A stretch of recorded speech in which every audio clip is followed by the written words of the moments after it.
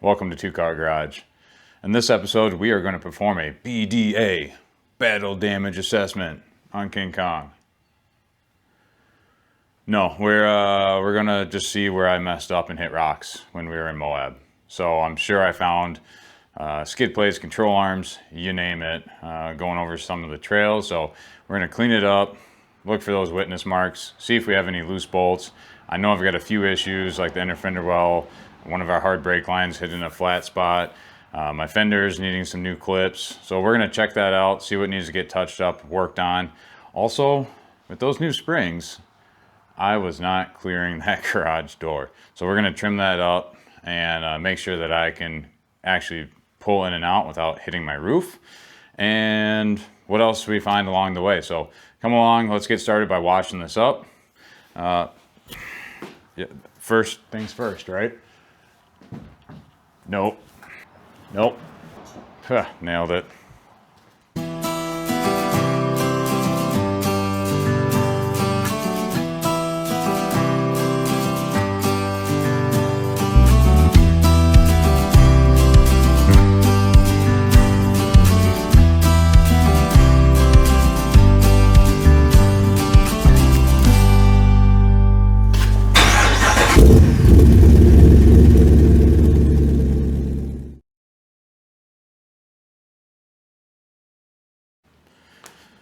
Okay, so here's a quick overlook at what I'm going to be working with today.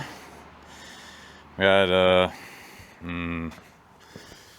Sunjo pressure washer, electric, sure, plugs into the wall. And then basic soap assortment. These foam bottles are awesome. I really do like foaming it up. It just seems to suds up better. This stuff's great for Eagle Guard. It's supposed to be a salt neutralizer, so kind of a big deal in Minnesota, especially springtime. All that salt is rinsing off the road, and now it kicks up underneath. I like using this on the underside, anywhere on the truck during the winter. And then this stuff, I mean, there's a picture of a Jeep on the label, so they sold me there. Just some scrub brushes, of course, a hobo freight bucket, and then this is new to me. This I got off of a billionaire website, undercarriage cleaner. So another bucket or bottle for foaming, some attachments. This is really the piece I'm looking for. So send that underneath. Hopefully it foams up really good. That's the idea anyway. So we'll see how that works today. Let's get started.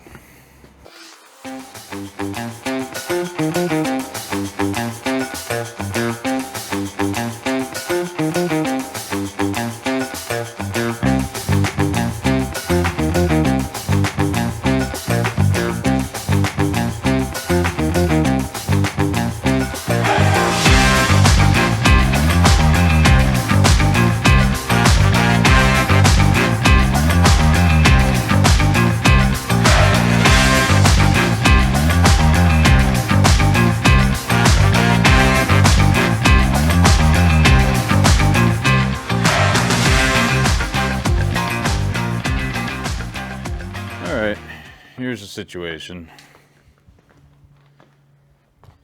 This is the part of off-roading that's not my favorite. It's cleaning all this stuff up. But Moab's beautiful, but not when it's under your hood. So here's what I'm going to attempt today. This is what I typically use. Don't worry, I will plastic bag all this and that, and then give it a spray down, the gunk stuff, and then a light rinse, and that does a pretty good job cleaning it up. It's not gonna be perfect, but it's not meant to be perfect, so better than it was. All right, there it is, bagged up. Gunk is applied. Needs about 10 minutes to soak. I'm gonna take the opportunity to spray down the hood liner, try to get some of that dust and dirt off it. And real quick story time. I'm bagging the engine bay and collecting the receipts out of them, just stuffing them in my pocket so they don't you know, become litter or get stuck in the engine bay. I pull out what I think is a receipt. It's $30.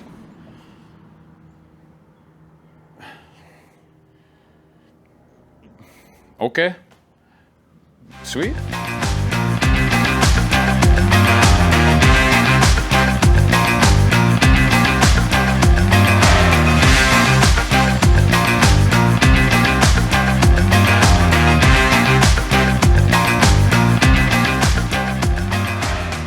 Okay, bags are off. The hood liner actually came out really nice. I just rinsed that off with a 40-degree tip. And then I just took a soap tip because it's the least amount of pressure and just gave a rinse on top here. Perfect? Nope. Better? Yeah.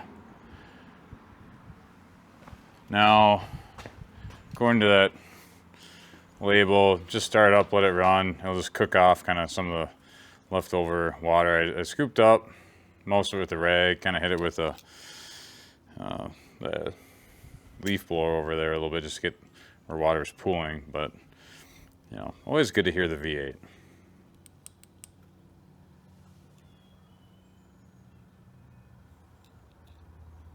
Always good to hear the V8. Uh-oh. So, in case you didn't know, I wasn't panicking, okay? I totally knew that it won't remote start if your hood's open. I knew that. I wasn't scared. Okay, let's start this the other way.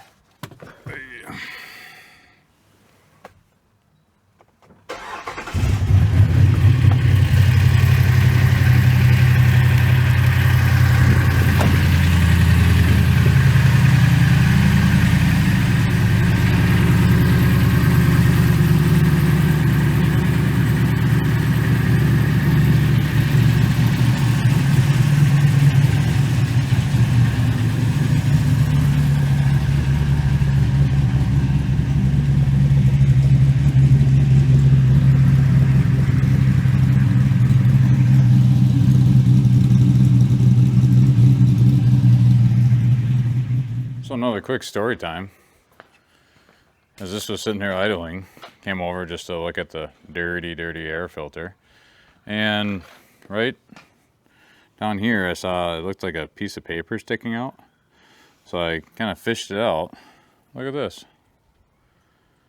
Must use Hellcat injectors, red band. Must be a note from the initial tuner. Pretty wild. I mean, I guess that's another, you know, like $30 and notes from the tuner. Cool. Worth cleaning just for that. We're learning every day. Pretty cool. Well, good morning. Admittedly, it's a couple days later. I kind of burnt out after washing. I got the exterior washed. There's still a lot of work to be done. I got bugs splattered everywhere. I need to get a little more scrubbing action on.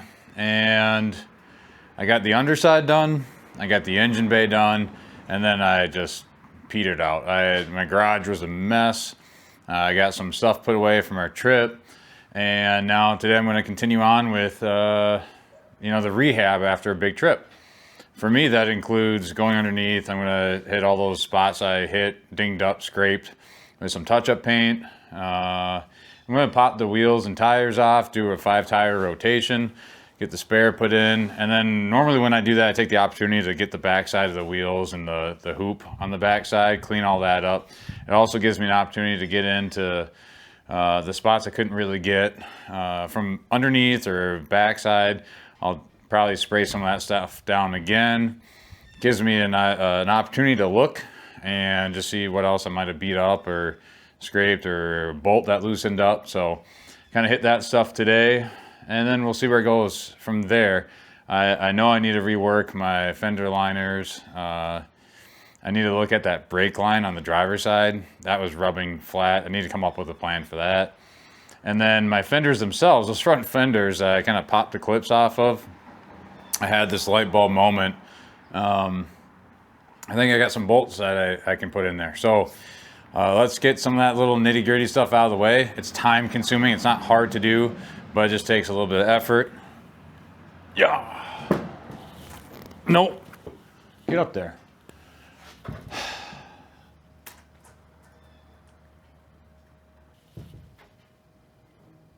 Now we can start. All right, I'm gonna try this new super tall lift or jack that my old man got me for my birthday.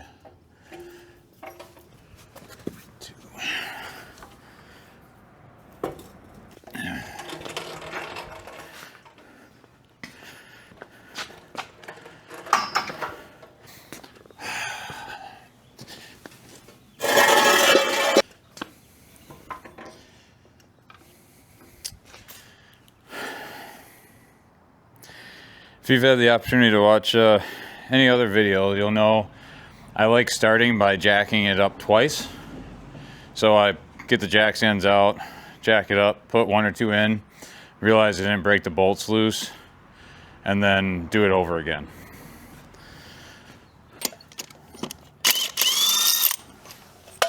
Admittedly, I probably could have just used this impact, but I guess I like breaking them by hand.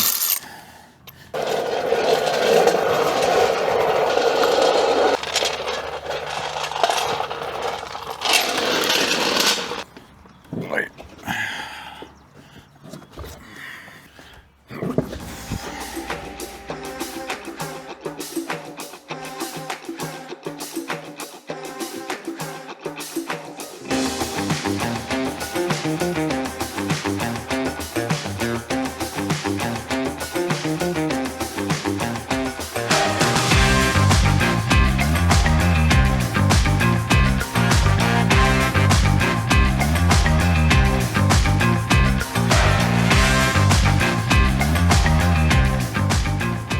Okay, here's a look at the fenders, kind of trimmed up. Just took the grinder on the inside there, shaved off that much. You know, not much, but I think hopefully enough that I'm not going to rub against it. And you can't really tell, and that's the point. Also got smart and remembered I took these out when we took the inner fender liners out.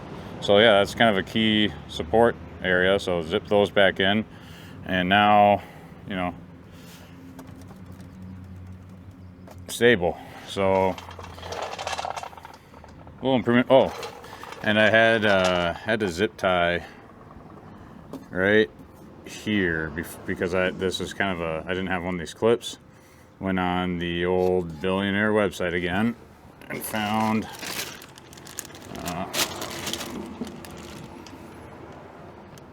some Fisher Price made overseas clip bag, but it has kind of what I need. You know, it has some of these, just the fender clips, and then some of the pop rivets like this, and Christmas tree bits that all fit in here. So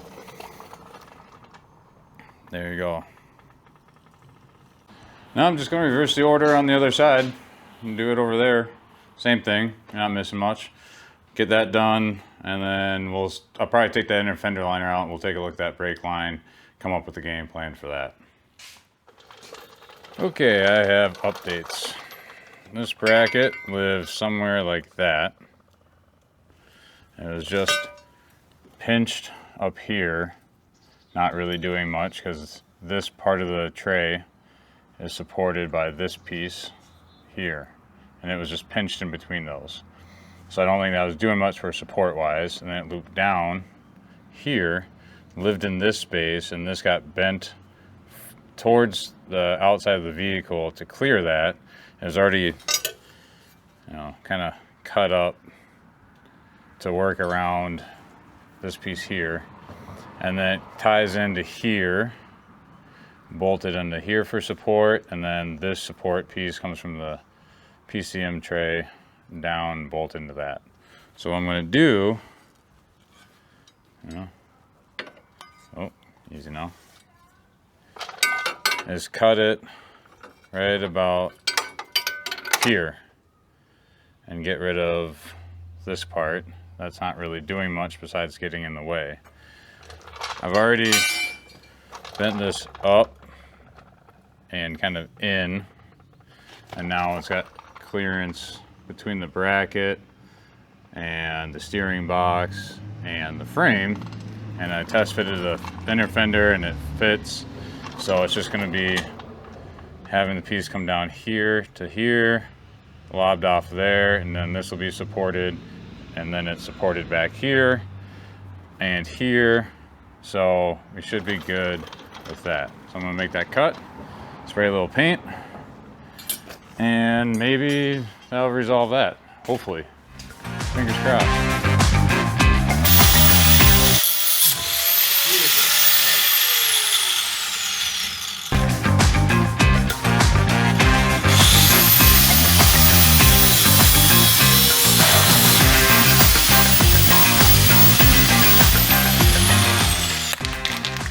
Yeah, I'm just gonna hit this up with a little bit of,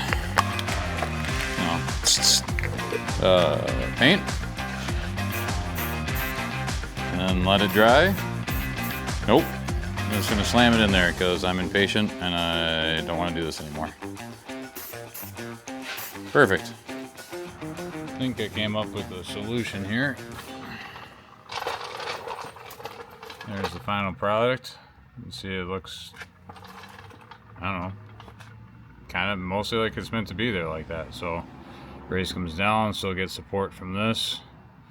This is still tied into this, and I mean, it's solid. Nothing's going anywhere, so plenty of clearance. I left the bumper in place. I don't know, paranoid now, I guess, but everything clears, no problems. I've got space between the shock tower here and the steering box and the frame and this bracket. So put that problem off the list for now. I'm gonna have to, it's flat spotted, but it's working, it's holding pressure.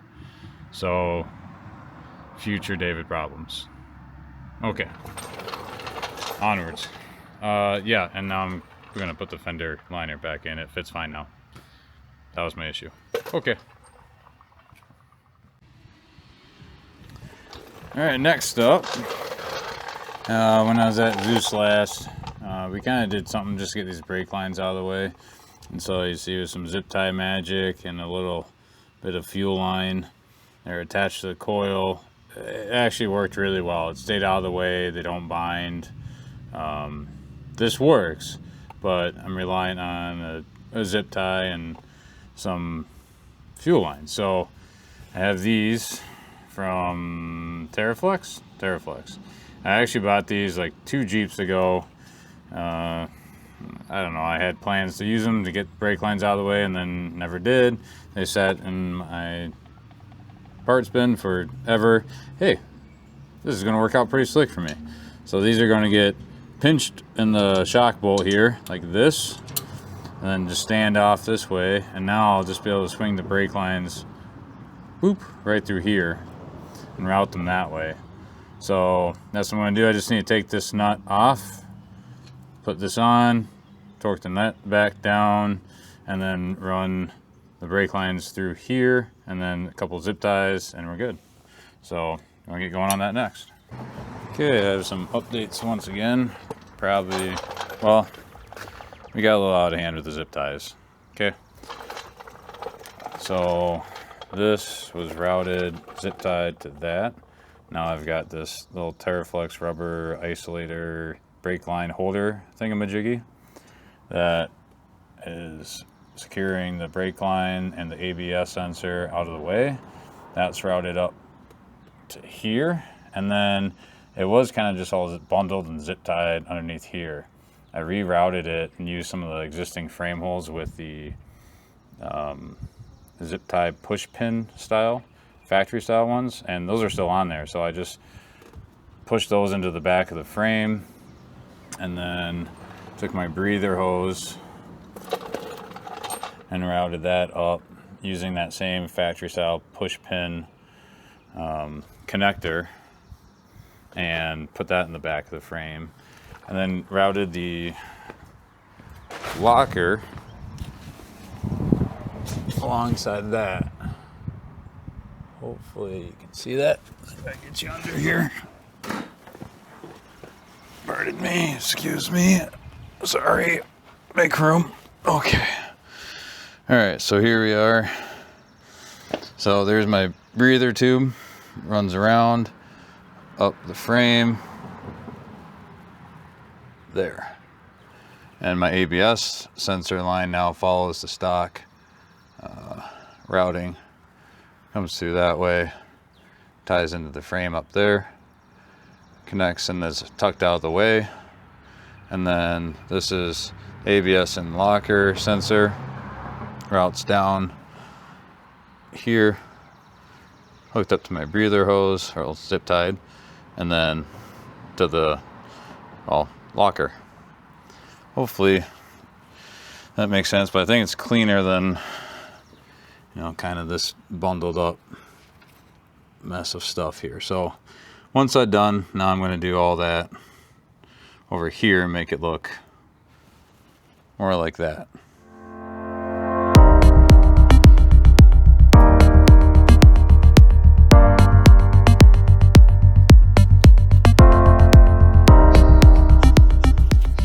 Okay, so I have the tires sitting out behind the truck, getting ready to get sprayed down, clean the barrels out, scrub the tires a little bit, and then I've got my 3 flavors of black spray paint. So a gloss, a semi-gloss / satin, and flat. And then I will just start getting underneath, and anything with the matching black color is going to get touched up, get some of those scrapes away so it doesn't turn to rust. That's the plan. I got slightly distracted with the fenders and zip ties, but we're gonna get this done today. All right, well, I've got it pretty well sprayed up. Now it's just the finishing touch. What's the secret? Yep, that's it. If you just take this and just, you know,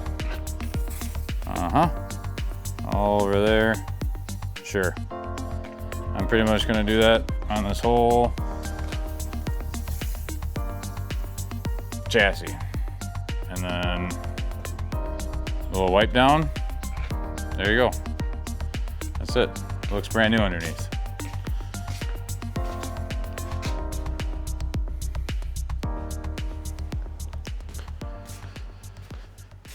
Well, it's late. I think it's about time to clean all my. I've been cleaning throughout the day. Still, I got some more cleaning to do. Anyway, pretty productive day. We rotated the tires, cleaned the inside, backside of the wheels, the tires, even though they can't tell, but I know they're cleaner. We got the brake cables and ABS sensor lines, got those properly routed, redid some of the wiring that was bunched in there.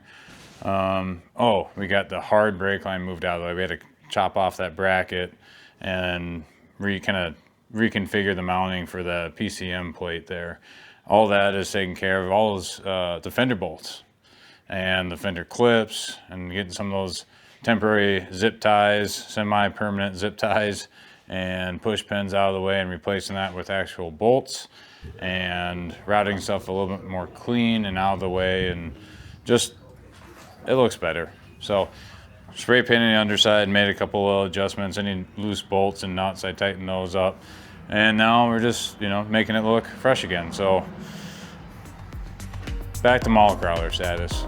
With that, I want to say thank you very much for watching. I appreciate you. Please like and subscribe, and we'll catch you on the next video. Take care.